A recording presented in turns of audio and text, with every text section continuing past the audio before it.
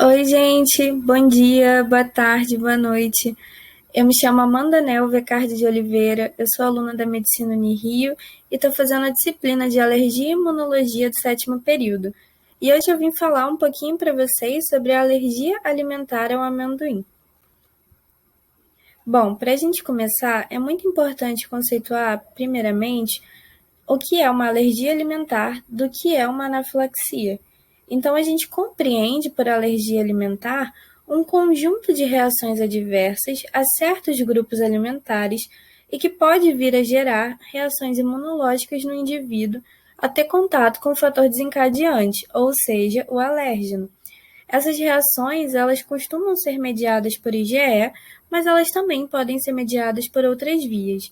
E é muito importante ressaltar aqui que os fatores genéticos, locais e biológicos do próprio indivíduo precisam ser levados em conta, relembrando a gente da importância do fator biopsicossocial.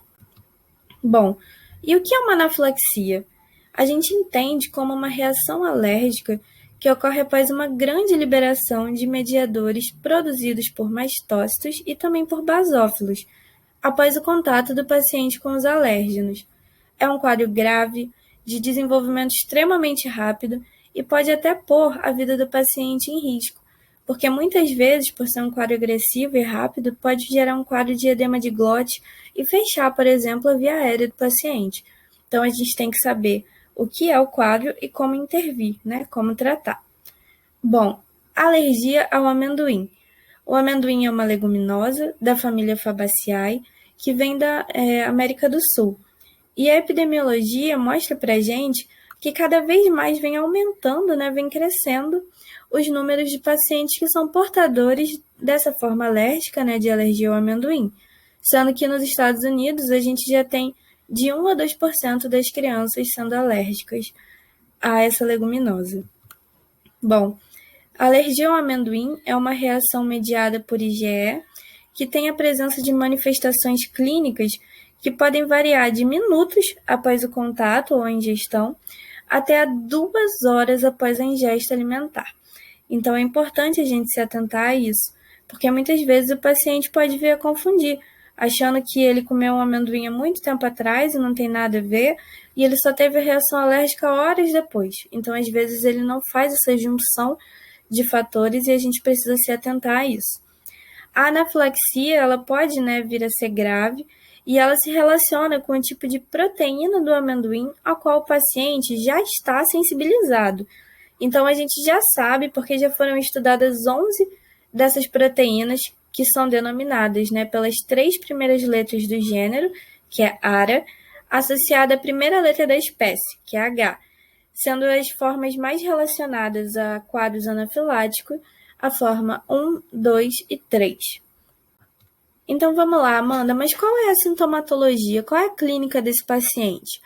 Ele pode apresentar para a gente um quadro de urticária, angioedema, dispneia, estridor e sibilância, né, pulmonar, tosse, diarreia e até vômito. Em relação ao diagnóstico desse paciente, é feito o TPO, que é o teste de provocação oral. E ele é considerado um teste padrão ouro para o diagnóstico de alergia alimentar.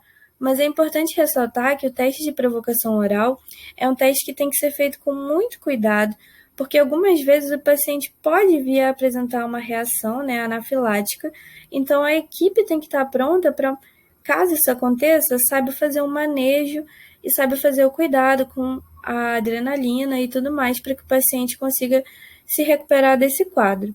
A gente tem também o teste cutâneo IgE específico para amendoim, e eu até coloquei aqui porque é importante salientar que não tem uma correlação entre o nível de IgE total ou o teste cutâneo, o extrato, né, também do amendoim, e a gravidade da reação. Então, essa gravidade ela vai depender da clínica do paciente, de fatores genéticos, tudo que a gente já veio conversando até aqui.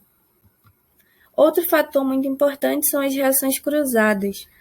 50% das crianças que são alérgicas a amendoim, né, e a gente tem essas referências mais à frente, né, que são citadas, elas podem vir a desenvolver uma sensibilização também a nozes e também ao gergelim. Isso em comparação a outras crianças que também são alérgicas, mas a outras formas alimentares.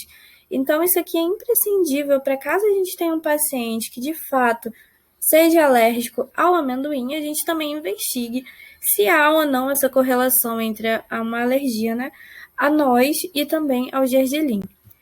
Bom, em relação ao tratamento e às orientações terapêuticas, é muito importante orientar o paciente a fazer a retirada do amendoim da dieta para que ele evite ao máximo ser exposto e tenha contato, né, com esse alérgeno, perdão.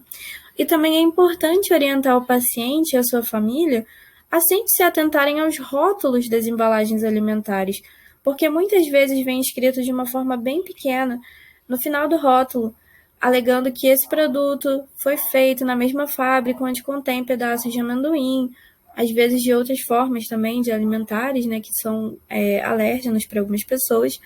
Então é importante a gente fazer essa reeducação e orientar esse paciente caso ocorra uma ingesta acidental.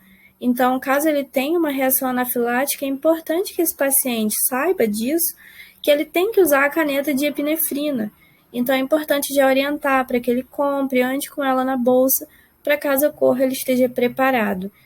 E também tem estudos que relatam outras abordagens terapêuticas que são referenciados à frente, como o uso de alérgenos modificados associados ou não a adjuvantes bacterianos, e tem também a terapia anti-IgE monoclonal, que é o omalizumab, que eu coloquei um artigo referenciando que também tem sido usado e é bem interessante. Bom, gente, aqui eu trouxe para vocês as minhas referências e uma frase que eu acho extremamente importante para a gente levar durante toda a prática médica. Curar às vezes, aliviar muito frequentemente e confortar sempre. De Oliver Holmes. Muito obrigada.